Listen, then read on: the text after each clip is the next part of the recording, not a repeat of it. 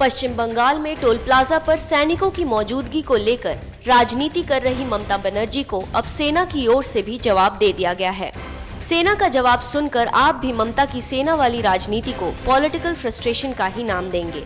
Army formations in Eastern Command at local levels are carrying out routine annual data collection exercises on availability of load carriers at all the major entry points in various states. This is being done in coordination with local police authorities. The exercise was earlier planned on the night 27-28 of 2016. The dates were changed to 30th November to 2nd December on a specific request by Kolkata Police due to Bharat Bandh on 28th. The ongoing exercise which is on involves collection of data in all northeastern states including Assam, Arunachal Pradesh, West Bengal, Manipur, Nagaland, Meghalaya, Tripura, Mizoram and Sikkim. More than 80 such collection data points have been established in the entire region. Personnel of the army consisting of 5 to 6 at each point are unarmed and are only collecting data of heavy vehicles. This is an annual exercise carried out every year. A similar exercise in Eastern Command was carried out in 2015 at the same locations from 19 to 21st November 15, that is last year. You may please note also, the similar exercise has also been carried out in Jharkhand, UP and Bihar from 26 September to 1st October this year. The exercise involving Jharkhand, UP, Bihar were also done by Central Command from 19 to 21st November last year at Meerut, Dehradun, Allahabad, Danapur, Lucknow, Raipur, Ranchi, Gaya, Jamshedpur and Roorkee. Allegation of collection of money by army personnel is totally baseless.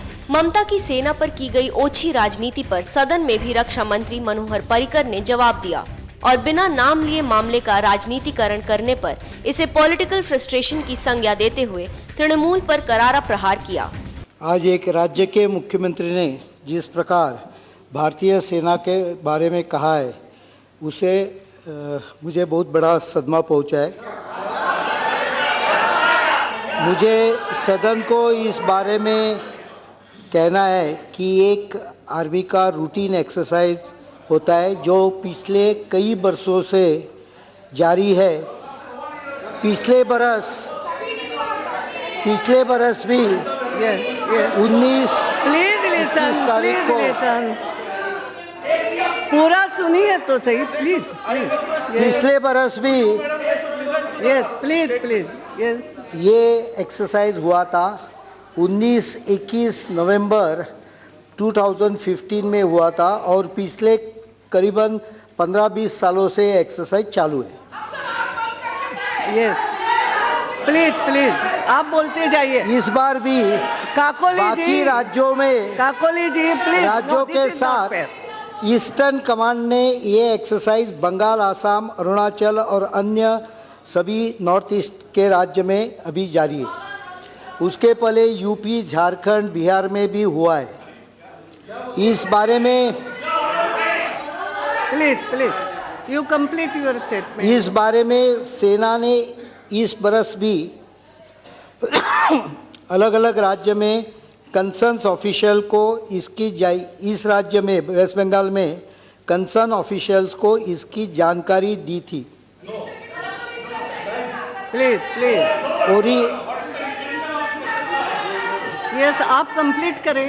Original इसका जो तारीख थी तय की थी वो 28, 29 और 30 थी, जिसको पुलिस के एडवाइस के मुताबिक 1 और 2 दिसंबर को बदला गया, क्योंकि पुलिस ने कहा कि 28 तारीख को वहाँ बंद है तो ये थोड़ा प्रॉब्लमेटिक हो जाएगा, तो इसलिए 1 और 2 तारीख को कर दिया गया।